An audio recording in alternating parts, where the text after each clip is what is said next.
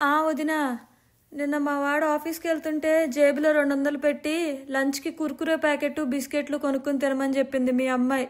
మళ్ళీ మొత్తం తినకు, సగం నాకు తీసుకురా అని చెప్పింది.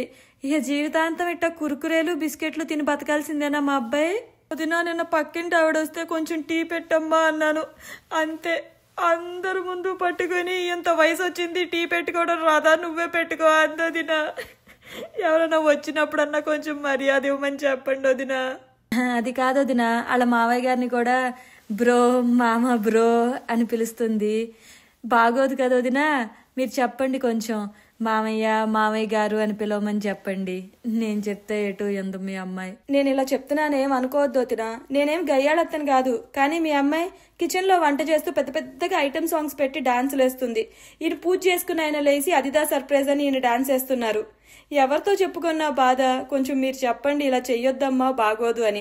నేను చెప్దామంటే మళ్ళీ నన్ను ఏమని తిడుతుందో అని భయం. అయ్యో వదిన, మీ అమ్మాయి చాలా పద్ధతి అయింది వదిన. కాకపోతే ఏంటంటే అందరం కూర్చున్నప్పుడు అందరి ముందు మా అబ్బాయిని అరే పంది, అరే కుక్క అని పిలుస్తుంది వదిన. అంటే వాళ్ళిద్దరు ఉన్నప్పుడు ఎలా పిలుచుకున్నా బాగానే ఉంటుంది, కానీ అందరి ముందు మొగుడిని పట్టుకుని అలా పంది కుక్క అని పిలిస్తే బాగోదు కదా. అందుకే మీరు కొంచెం చెప్తే.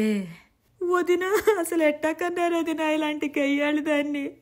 వారం రోజుల్లో నా రక్తం అంతా పీల్చేసింది వదిన. అసలు 25 ఏళ్ళు ఎలా భరించారు వదిన దీన్ని? ఈసారి వచ్చినప్పుడు మీ కాళ్ళు కానీ ఎత్తించి చల్లుకోవాలి వదిన.